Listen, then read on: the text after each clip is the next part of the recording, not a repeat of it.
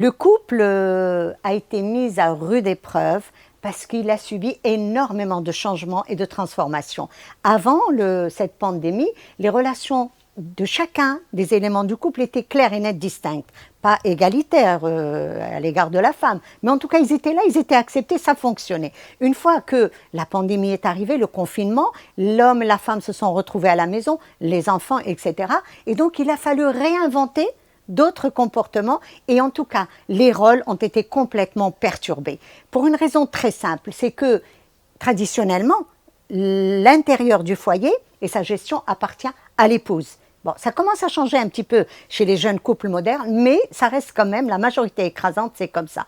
Donc c'est la femme qui a toujours géré son foyer. Et puis voilà que le mari passe toute sa journée à la maison et il a envie lui aussi de s'occuper premièrement. Il voit ce qu'il ne voyait pas. Il découvre une façon de fonctionner, une façon de cuisiner, une façon de faire le ménage, de déposer. Il y a plusieurs hommes dans mes enquêtes qui me disent « Je viens de remarquer des coins nouveaux dans ma maison. Je viens de remarquer des objets que je ne voyais jamais. » Et donc l'homme, ce qui est normal, il est chez lui et il a envie de commencer à s'investir. Mais la femme le refuse, l'épouse refuse. Pourquoi? Il y a un problème, une guéguerre territoriale. L'espace de la maison a toujours appartenu à l'épouse. Et dès que l'homme va faire une petite remarque, elle va se sentir touchée dans sa susceptibilité. Maintenant, tout dépend comment l'homme va faire la remarque. Est-ce que ça va être fait de façon respectueuse, etc. Est-ce qu'il va le faire avec des mots explosifs? Donc, mais quel que soit le cas, même quand l'homme fait des remarques de façon non violente, la femme se sent vraiment touchée. Et ça se justifie un petit peu. Le type de réponse qu'elle peut avoir, que peut l'épouse donner, c'est ça fait 20 ans que ça fonctionne comme ça. Tu étais où avant fin kunti? C'est maintenant que tu viens me remarquer. Et donc voilà, l'homme va vouloir investir un territoire, il va être considéré comme un colonisateur de la femme de l'épouse, il va se faire éjecter fréquemment par l'épouse. Et donc tout ça, ça peut créer des tensions et ça peut créer de l'agressivité, ça peut aller jusqu'à la violence. Surtout que toutes les conditions sont là, réunies, pour faire qu'une personne perde le contrôle sur ses nerfs.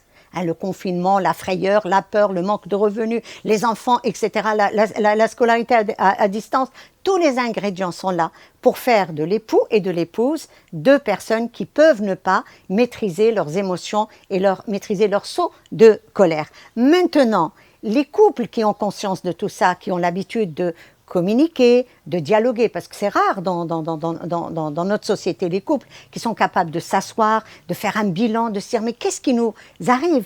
Comment on peut vivre cette situation? On va recréer des règles nouvelles. Il y a un autre élément, c'est qu'avant le confinement, quand il y avait une petite tension, l'homme pouvait quitter le foyer, la femme aussi, il revient le soir, la tension tombe. Mais là, on est face à face. Et c'est ce qui a donné effectivement de l'agressivité, beaucoup de violence. On parle dans tous les pays du monde, pas seulement au Maroc. On s'attend à ce qu'il y ait beaucoup de séparations, beaucoup de divorces. Maintenant, ce qui est sûr, c'est qu'avec une prise de conscience, avec de la volonté, avec de la communication, etc., on peut rabaisser cette tension dans le foyer. Et je regrette le fait que les médias, que les télévisions, etc., n'aient pas travaillé sur cette maîtrise de ces nerfs pendant le confinement afin d'apaiser les couples et d'apaiser les familles. C'est bon pour le premier cas. Très bien. Sincèrement, je n'y crois pas. Je n'y crois pas du tout qu'on va faire plus d'enfants. Pour des raisons qui sont très simples pour moi.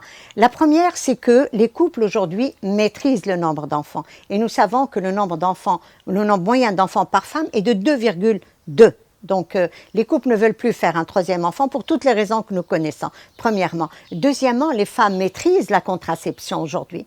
Je ne pense pas que le fait donc d'avoir cette présence dans le foyer et qui peut éventuellement favoriser un plus grand exercice sexuel puisse mener à des grossesses, même au niveau du rural.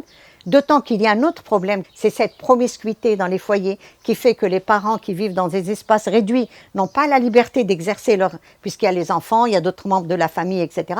Par contre, ce qui m'inquiète, après la fin du confinement, un déchaînement sexuel, parce que dans les enquêtes que j'ai faites, beaucoup de jeunes, et c'est des hommes, me disent que la plus grande frustration était la frustration sexuelle. Et ce que moi je redoute, c'est justement cette recherche de relations sexuelles et qui peut ne pas être protégée et qui peut faire en sorte malheureusement d'augmenter le nombre de grossesses illégitimes.